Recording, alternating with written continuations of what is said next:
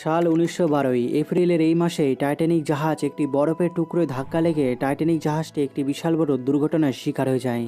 আর এই দুর্ঘটনায় প্রায় ১৫২২টা মানুষ মারা যায়। আর এই টাইটানিক জাহাজ ওই সময়ের সবথেকে একটি বিলাসিতা জাহাজ ছিল। আর এই টাইটানিকের জাহাজে যাত্রা করা কোনো স্বপ্নর থেকেও কম কিছু ছিল না। ১০ই এপ্রিল সাউথ সেন্টাম থেকে নিউ ইয়র্কের দিকে এই টাইটানিক জাহাজটি যাত্রা শুরু করে। আর এইভাবেই এই ৩ দিন এই জাহাজটি নিজের গন্তব্যের দিকে সমুদ্রের বুক চিরে এগিয়ে যাচ্ছিল। কিন্তু ১৪ই এপ্রিল এই জাহাজটি একটি ভয়ঙ্কর বিপদের সম্মুখীন হয়ে পড়ে। যখন অ্যান্টার্কটিকার পাশ দিয়ে এই জাহাজটি নিজের গন্তব্যের দিকে এগিয়ে যাচ্ছিল, তখনই তার সামনে একটি বিশাল বড় বরফের টুকরো এসে পড়ে। আর এই জাহাজটি এই বরফের টুকরোতে যেয়ে ধাক্কা লাগে। আর এই বরফের টুকরোতে ধাক্কা লাগার জন্য এই জাহাজে ক্ষতি হয়ে যায়। আর সমুদ্রের জল এই জাহাজের ভিতরে অনেক ভয়ঙ্করভাবে ঢুকতে শুরু করে।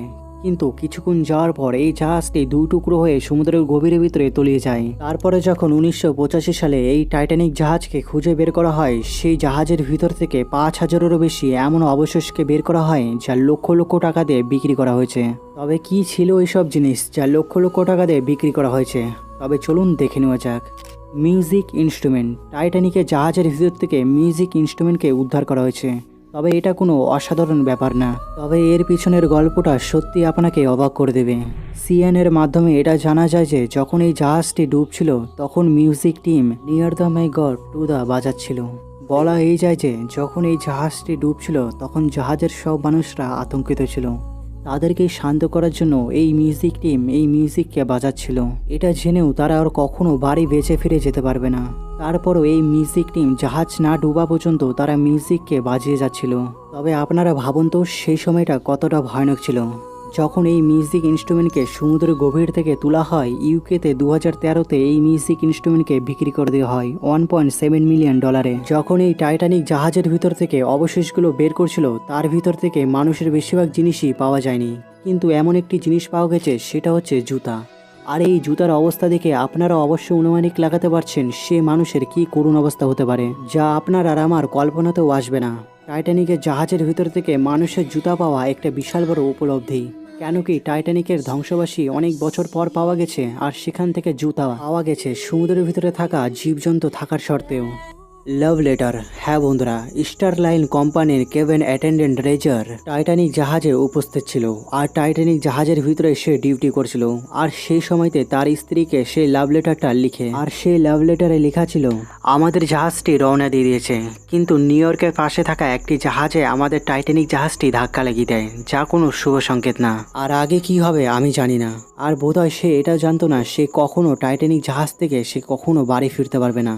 আর এই অশুভ কারণের জন্য এতগুলা মানুষের প্রাণ চলে যায়। Pocket watch. জাহাজ দুর্ঘটনার সময় সে ব্যক্তির মৃত্যু ঘটে, আর তার পকেট থেকে এই পকেট ওয়াচটি উদ্ধার করা হয়। সে নিজের স্ত্রীকে লিজাকে নিয়ে সে টাইটানিক জাহাজে করে যাত্রা শুরু করে। তারপরে যখন তারা জানতে পারে টাইটানিক জাহাজটি ডুবতে শুরু করেছে, সে তখনই তার স্ত্রীকে লাইফ বোর্ডে বসিয়ে দেয় আর নিজেই মৃত্যুকে বরণ করে নেয়। সত্যি এই ঘটনাটি সত্যি অনেক ইমোশনাল। তবে এই পকেট ওয়াচটিকে সব থেকে বিশেষ বানায় যে এই পকেট ওয়াচটি সময়ের সাথে ফ্রিজ হয়ে আছে। আর এই টাইটানিক জাহাজ 1:45 যখন ডুবে যায়, তখন এই সময়টা এই ঘড়ির ভিতরেই দেখায়। Radio of the Titanic. ১৯১২-তে মার্কনি ওয়্যারলেস রেডিও টেলিগ্রামকে লাগানো হয়েছিল এই টাইটানিক জাহাজে। তারপর এই সমুদ্রের ভিতর থেকে এই রেডিওকে তুলে আনা হয়। তবে আপনাদেরকে বলে রাখি, এটা হচ্ছে সে রেডিওই জাহাজ দুর্ঘটনার সময় এই রেডিওর সাহায্যে আশেপাশে জাহাজের কাছে হেল্প চাওয়া হয়েছিল। আর তার কারণেই কারফিউতে জাহাজ এসে ওখানে পৌঁছায় আর ৭৫০টি লোককে সে মৃত্যুর হাত থেকে বাঁচিয়ে নেয়। The Telegraph. ১৯৮৭ সালে টাইটানিক জাহাজের ভিতর থেকে এটাকে বের করা হয়। বলা এই যায় যে এইটাকে ইঞ্জিন রুমে কামান্ড দেওয়ার জন্য এটাকে ব্যবহার করা হতো। তবে এটাকে ওই সময় রকি টকিও বলা যায়। শোনা এও যায় যে টাইটানিক জাহাজ যেই বরফের টুকরোর সাথে ধাক্কা লাগে, সেটার সংকেত এই টেলিগ্রামেই আসে আগে। তার ৩৭ সেকেন্ড পরে এই টাইটানিক জাহাজটি একটি বিশাল বড় বরফের টুকরোর সাথে ধাক্কা লেগে যায়। জ্যাক আর রোজের গল্প। যারা যারা টাইটানিক মুভি দেখে থাকবেন তারা অবশ্যই জ্যাক আর রোজকে চিনে থাকবেন। তবে আজ আপনাদেরকে জানাবো এদের আসল গল্প। অনেকে তো মুভির শুরু থেকে লাস্ট পর্যন্ত দেখে কেঁদে থাকবেন, আর অনেকে আছে যে রোজের ক্যারেক্টারকে ঘৃণা করে। কেন কি সে চাইলে জ্যাককে বাঁচাতে পারত, কিন্তু সে একদমই বাঁচায়নি। আর সেই কারণে রোজের ক্যারেক্টারকে অনেকে ঘৃণা করে থাকে। আর জ্যাক ঠান্ডা জলে অনেকক্ষণ থাকার কারণে হাইপোথেরিয়ার কারণে সে মারা যায়। তারপরে জ্যাকের বডিকে জল থেকে উদ্ধার করা হয়, কিন্তু জ্যাককে আর বাঁচানো যায়নি।